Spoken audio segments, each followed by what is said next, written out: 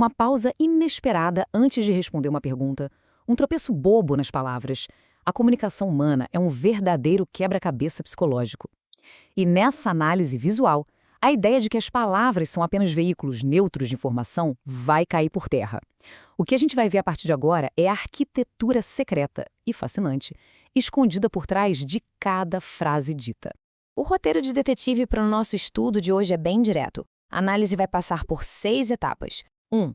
O discurso como processo vivo. 2. O triângulo da comunicação. 3. Os 3 níveis de análise. 4. O poder dos elementos atípicos. 5. A interpretação do implícito. E, por fim, 6. A entrevista não diretiva. Começando pela parte 1. O discurso como processo vivo, além das palavras. A grande virada de chave aqui é parar de enxergar o texto como algo cristalizado. Então, vamos direto ao ponto comparando duas visões. Historicamente, a análise de conteúdo clássica olhava para o texto como um produto estático, algo engessado que só refletia uma realidade que já existia. Mas a estrela desta nossa investigação é a análise da enunciação. Ela muda o foco totalmente para o processo de elaboração em si. A grande sacada é entender que o ato de falar não é uma foto tirada de um pensamento pronto, mas um processo vivo que constrói uma nova realidade subjetiva exatamente naquele instante. E isso nos leva à parte 2, o triângulo da comunicação, a verdadeira planta baixa da fala. Antes de sair catando pistas, é fundamental entender essa estrutura de base. São 3 pilares básicos sustentando toda a nossa comunicação. O passo 1 é o locutor, quem fala, que sempre carrega seus próprios desejos e conflitos inconscientes. O passo 2 é o objeto, que é o tema central da conversa. E o passo 3 é o terceiro, o ouvinte. Esse terceiro elemento é crucial porque ele exige lógica, clareza social. Ou seja, quem está falando faz um malabarismo exaustivo o tempo todo. Tenta dar vazão aos próprios conflitos internos, enquanto precisa desesperadamente fazer sentido para quem está escutando. Chegamos à parte 3, os 3 níveis de análise. É o kit de ferramentas oficial dessa investigação. A partir daqui, a análise abandona a pergunta "o que está sendo dito" e passa a observar milimetricamente como isso está sendo construído. O primeiro nível examina as estruturas gramaticais e os silêncios. O segundo nível olha para o arranjo lógico do discurso, o encadeamento das ideias. E o terceiro foca nos elementos atípicos, procurando omissões e as famosas figuras de retórica. E tem um detalhe fascinante sobre essas figuras de retórica. A gente cresce aprendendo que metáforas são apenas enfeites poéticos. Mas a realidade documentada aqui é bem mais profunda. Elas funcionam como operadores de transformação e mecanismos reais de resistência psicoanalítica. Uma metáfora atua como um escudo literal usado para atrasar ou dominar um conflito interno prestes a transbordar. Não é só estética, é defesa da própria psique. O que nos puxa para a parte 4, o poder dos elementos atípicos. Aqui é onde a investigação encontra as marcas digitais do inconsciente. Este quadro funciona como um catálogo de pistas de uma cena de crime psicológico.